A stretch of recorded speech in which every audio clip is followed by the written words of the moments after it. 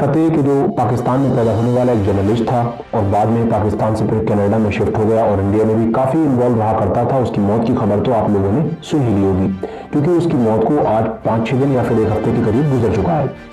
दरअसल दोस्तों, तारिक फतेह का अगर आप लोग इंट्रोडक्शन जानना चाहते हैं कि आखिर कौन था, तो आसान लफ्जों में आप ये समझिए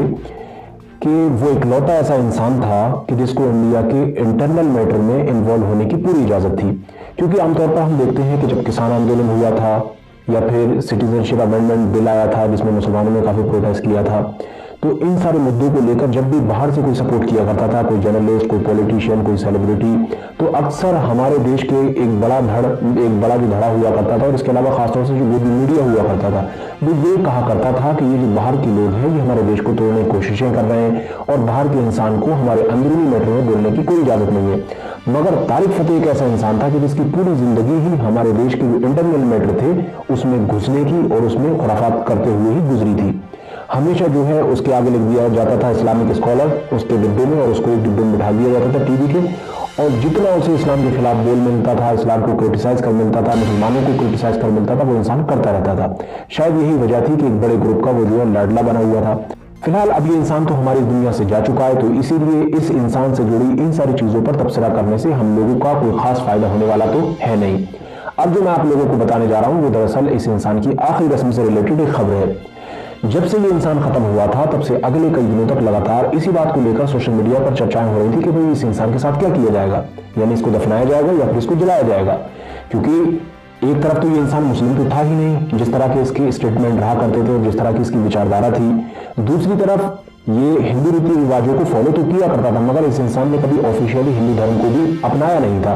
तो जब हिंदू भी नहीं था, मुस्लिम भी नहीं था, अब कौन बचा? अब ये इंसान हो गया अनऑफिशियली एथिस्ट। भले ही ऑफिशियली अनाउंसमेंट ना की हो, लेकिन अनऑफिशियली तो कम से कम एथिस्ट हो ही गया, एक नास्तिक इंसान। तो अब सवाल ये था कि इसके साथ क्या किया जाएगा। मगर इस इंसान थी कि ये पर्सनली ये इंसान खुद जो है कब्र में दफन नहीं होना चाहता था, बल्कि जलना चाहता था। अब हुआ क्या? हुआ ये कि जब 4-5 दिन गुजर गए इसकी मौत को, उसके बाद इनकी जो बेटी है तारिक फतेह की, जिनका नाम है नताशा फतेह, उनकी तरफ से एक ट्वीट किया गया और ये बताया गया कि हमारे जो फादर हैं उनको उनकी आखिरी रस्मों को पूरा कर दिया गया है और उनको जो है जलाया गया है, आग के हवाले कर दिया गया उनकी बॉडी को, और वो जल गए, जैसा कि आमतौर पर हम देखते हैं हिंदू धर्म के लोग करते हैं। तो उनकी जो बेटी थी नताशा फतेह, उन्होंने तो अपने ट्विटर अकाउंट पर ये लिखा था कि हमने ऐसा इसलिए किया है क्योंकि हमारे फादर की भी यही ख्वाहिश थी। मगर सवाल ये था कि अगर इनके फादर की ये ख्वाहिश थी तो आखिर इतने दिन क्यों लगे, यानी 4-5 दिन उनकी बॉडी को ऐसे क्यों छोड़ा गया? क्योंकि उनको तो अगले दिन या फिर उससे अगले दिन, यानी 2 दिन या 3 दिन के अंदर अंदर कर देना चाहिए था, मगर 4-5 दिन के बाद उनकी तो जब मैंने इन तमाम चीज़ों के बारे में काफ़ी पढ़ना शुरू किया और जानना शुरू किया, तो दरअसल मुझको जो है ट्विटर पर एक ट्वीट मिला। ये ट्वीट था दरअसल एक मशहूर मुस्लिम स्कॉलर डॉक्टर यासिर नदीम अल वाजिदी का। ये एक ऐसे मुस्लिम स्कॉलर हैं कि जो अक्सर जब भी मुसलमानों से रिलेटेड पूरी दुनिया में कोई भी मुद्दा होता है, कोई भी मैटर होता है, तो उस पर अपना रिस्पॉन्स ज़रूर देते हैं, अपनी प्रतिक्रियाएँ देते हैं। इनका ट्वीट था जिसमें इन्होंने लिखा था कि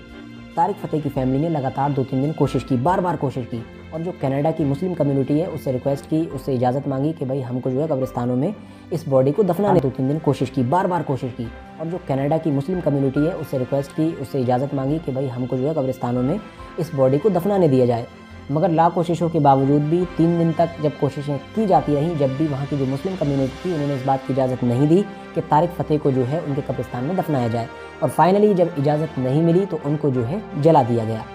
हालांकि डॉक्टर यासिर नदीम अल वाजिदी ने ये भी लिखा है, यानी कि जो उनकी बेटी ने ऑलरेडी लिखा था तारिक फतेह की, वही उन्होंने भी लिखा है कि उनकी बेटी के मुताबिक ये इसलिए किया गया है क्योंकि ये उनके फादर की ख्वाहिश थी। मगर मैं हैरान हूँ कि अगर उनके फादर की ख्वाहिश थी तो आखिर 3 दिन और 4 दिन तक ये वेट क्यों किया गया? फ़ौरन कर दिया जा सकता था, फ़ौरन उनको जो है उनकी रस्मों को पूरा किया जाता, उनको जला दिया जाता, जो भी हिंदू रीति रिवाजों से होता है। तो आखिर इतने 3 दिन 4 दिन ये वेस्ट क्यों किए गए? और जहाँ तक मुझे लगता है तो इसमें कहीं ना कहीं यही वाला मैटर था, क्योंकि और बहुत सारे सोर्सेज से भी इस तरह की खबरें आई हैं कि वहाँ पर इजाज़त लेने की कोशिश की गई थी, मगर मुस्लिम कम्युनिटी ने इजाज़त नहीं दी थी। फिलहाल ये था पूरा तारिक फतेह के आखिरी रस्मों से जुड़ा हुआ मैटर। वीडियो अगर आप लोगों को लगा हो इन्फॉर्मेटिव है तो वीडियो को लाइक करने के साथ साथ अपने दोस्तों के साथ ज़रूर शेयर कर दें, और मेरे इस नए चैनल को सब्सक्राइब करने के साथ साथ बेल आइकन को भी ज़रूर प्रेस करें।